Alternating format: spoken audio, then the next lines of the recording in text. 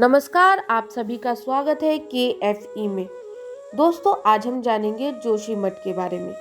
जोशीमठ, जिसे एक समय में ज्योति मठ भी बोला जाता था, लेकिन लोग इसका सही से उच्चारण नहीं कर पाते थे, इसलिए इसका नाम ज्योति मठ से बदलकर जोशीमठ रख दिया गया। और आज आप जोशीमठ के हालातों के बारे में तो जानते ही होंगे, तो हम जानेंगे कि जोशीमठ में जो हालात है वो किसकी वजह से है, मानव की वजह से है या फिर किसी भविष्य का संकेत है। तो चलिए दोस्तों, हम जानते हैं पहले जोशीमठ के बारे में विस्तार से कि जोशीमठ आखिर है कौन सी जगह और वहाँ पर ऐसा क्या है खास। तो दोस्तों, जोशीमठ देवभूमि में बसा एक छोटा सा गांव है, और देवभूमि तो आप जानते ही होंगे उत्तराखंड को बोला जाता है। तो जो जोशीमठ है वो उत्तराखंड में बसा हुआ एक छोटा सा गाँव है। दोस्तों, वहाँ पर एक नरसिम्हा भगवान जी का मंदिर भी है, उससे जुड़ी हुई एक पौराणिक कहानी है। कहा जाता है कि भगवान नरसिम्हा जी के मंदिर में उनकी एक मूर्ति है नरसिम्हा जी की, जिसका एक हाथ स्वयं ही पतला होता जा रहा है। और ये भी कहा जाता है कि जब वह हाथ टूट के गिर जाएगा तो नर और नारायण नाम के दो पर्वत हैं, जो पर्वत आपस में जुड़ जाएंगे, और जब वह पर्वत आपस में जुड़ जाएंगे तो बद्रीनाथ जाने का रास्ता स्वयं बंद हो जाएगा और हम लोग बद्रीनाथ जी के दर्शन नहीं कर पाएंगे। लेकिन साथ में ये भी कहा जाता है कि जोशीमठ में ही फिर भविष्य के बद्रीनाथ जी के दर्शन होंगे, जहाँ पर भगवान विष्णु की मूर्ति स्वयं ही बन रही है। तो चलिए दोस्तों, अब आप ये तो जान गए होंगे कि जोशीमठ की विशेषता क्या है। अब हम ये जानते हैं कि जो वहाँ पर नरसिम्हा भगवान जी की मूर्ति रखी है वो आखिर कहाँ से आई। तो मैं आपको बता दूं कि वो मूर्ति वहाँ पर स्वयं प्रकट हुई है। तो अब आप सोच रहे होंगे कि वह वहाँ पर स्वयं कैसे प्रकट हुई। तो फिर चलिए जानते हैं इसके बारे में विस्तार से। एक असुरों का राजा था जिसका नाम हिरण्यकश्यपु था, जो अपनी छोटी रानी कयादु से बहुत प्रेम करता था। हिरण्यकश्यपु को ब्रह्मा जी से अमरता का वरदान पाना था, जिसके लिए वह तपस्या करने जंगल चले गए, जिसके पीछे से हिरण्यकश्यपु के दुश्मन रानी कयादु का हरण कर लेते हैं, जो गर्भ से होती है। और जब वह रानी कयादु को लेकर जा रहे होते हैं, तभी नारद मुनि की नज़र उन पर पड़ती है। तो नारद मुनि अपनी चतुरता से कयादु को छुड़ा लेते हैं और उन्हें अपने आश्रम ले जाते हैं। नारद मुनि के आश्रम में चारों ओर नारायण नारायण का जाप होता है। तो कयादु वहाँ पर एक छोटे से बालक को जन्म देती है, जिसका नाम प्रहलाद होता है। प्रहलाद वहाँ पर हरि भक्ति करना सीखता है और वह अच्छा हरि भक्त बन जाता है। और इधर जब हिरण्यकश्यपु अपनी तपस्या पूर्ण कर कर आता है तो वह अपनी रानी कयादु को ढूंढता है। तब उसे पता चलता है कि रानी कयादु नारद मुनि जी के आश्रम में है।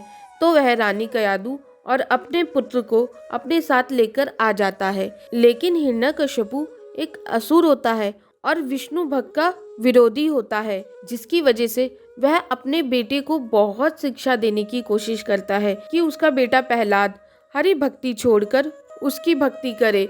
लेकिन प्रहलाद ऐसा नहीं करता है। तब हिरण्यकश्यपु अपने पुत्र प्रहलाद को एक असुर गुरुकुल में भेजता है, लेकिन वह हिरण्यकश्यपु की भक्ति सीखने की जगह वहाँ पे रह रहे लोगों और वहाँ पे रह रहे बच्चों को ही नारायण का जाप करना सिखा देता है और उनकी भक्ति सिखा देता है। ये देखकर हिरण्यकश्यपु को बहुत क्रोध आता है, तो वह प्रहलाद को बुलाकर उबलते हुए तेल में डलवा देता है। लेकिन प्रहलाद अपनी भक्ति से वहाँ से भी बच जाता है। तब होलिका कहती है, भैया, इसे तो मैं क्षण भर में ही समाप्त कर दूंगी, आप क्यों परेशान हो रहे हैं। होलिका ऐसा इसलिए बोलती है क्योंकि होलिका को शिवजी का एक वरदान मिला हुआ था। उसे एक चादर मिली थी जिसे कोई भी ओढ़कर अग्नि में जाएगा तो वह नहीं जलेगा। तो फिर क्या, होलिका प्रहलाद को लेकर चिता पर बैठ गई, और जब वह प्रहलाद को लेकर चिता पे बैठी, चिता जली तो ना जाने कैसे होलिका की चादर प्रहलाद पर चली जाती है और होलिका जल जाती है और प्रहलाद जीवित रह जाता है। ये देखकर हिरण्यकश्यपु को बहुत क्रोध आता है। तब हिरण्यकश्यपु क्रोध में अपने पुत्र को मारने की कोशिश करता है। तब प्रहलाद भगवान विष्णु का नाम जपता है। तब भगवान विष्णु ने नरसिम्हा अवतार लिया। भगवान विष्णु को ऐसा इसलिए करना पड़ा क्योंकि हिरण्यकश्यपु ने ब्रह्मा जी की तपस्या कर उनसे वरदान प्राप्त किया था कि उसे ना ही कोई दिन में मार सके, ना ही कोई रात में मार सके, ना ही वह अस्त्र से मरे, ना ही वह शस्त्र से मरे, ना ही उसे नर मारे और ना ही उसे पशु मारे। तो भगवान विष्णु ने नरसिम्हा अवतार लिया। भगवान विष्णु का ये अवतार ना ही मानव का था और ना ही पशु का था। और भगवान विष्णु ने हिरण्यकश्यपु को ना ही घर के बाहर मारा, ना ही घर के अंदर मारा, बल्कि उसे घर की चौखट पे मारा। और भगवान नरसिम्हा जी ने वरदान के अनुसार हिरण्यकश्यपु को शाम को उसका वध किया। जब असुर हिरण्यकश्यपु का वध भगवान नरसिम्हा जी ने किया, उसके बाद नरसिम्हा जी बहुत क्रोधित थे और उनका क्रोध शांत नहीं हो रहा था। तब 21 दिनों तक लगातार चलने वाले क्रोध को भक्त प्रहलाद ने ही अपनी भक्ति से शांत किया। वह तब तो शांत हो गए, लेकिन वह अंदर मन से शांत नहीं थे। वह अपने आप को शांत करने के लिए जोशीमठ आ गए और वहाँ विराजमान हो गए। तभी से ही वहाँ पर भगवान नरसिम्हा विराजमान है और वहाँ रहकर वह अपने हर भक्त की इच्छा को पूर्ण कर रहे हैं। तो चलिए दोस्तों, अब ये जानते हैं कि जोशीमठ जो आज विपत्तियों से घिरा है, इसका कारण कौन है, मानव या भविष्य का कोई संकेत? तो दोस्तों, इसका कारण मानव ही है। मानव अपनी सुख सुविधाओं के लिए जंगलों को समाप्त करता जा रहा है। मानव प्रकृति के साथ छेड़छाड़ कर रहा है, जिसका भुगतान हमारी आने वाली पीढ़ियों को करना पड़ेगा।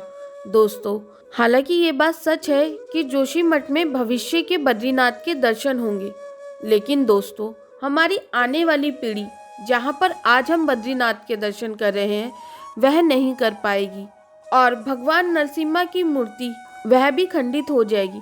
तो मेरा आपसे बस एक ही निवेदन है कि विकास कीजिए, लेकिन हमारी धरोहर को दांव पर लगाकर मत कीजिए। अभी आप देख ही रहे होंगे कि जोशीमठ में क्या हो रहा है। वहाँ पर दरारें पड़ रही हैं, वहाँ पर जमीन धंस रही है और वहाँ पर स्वयं ही जल निकल रहा है। इसका कारण कौन है, आप हैं या भगवान है? बिल्कुल ये जाहिर सी बात है, आप और हम जैसे लोग ही हैं, क्योंकि वहाँ पर हमने अधिक भार कर दिया है। वह एक छोटी सी जगह है जो पहाड़ों पर बना है, पर वहाँ पर हम अधिक भार दे रहे हैं। जिस तरीके से अगर आप एक कपड़े के थैले में ज़्यादा सामान भर दोगे तो वह थैला फट जाएगा। आज जोशीमठ का वही हाल हुआ है। इसलिए मेरा आपसे अनुरोध है कि आप विकास कीजिए, लेकिन प्रकृति के साथ आप छेड़छाड़ मत कीजिए।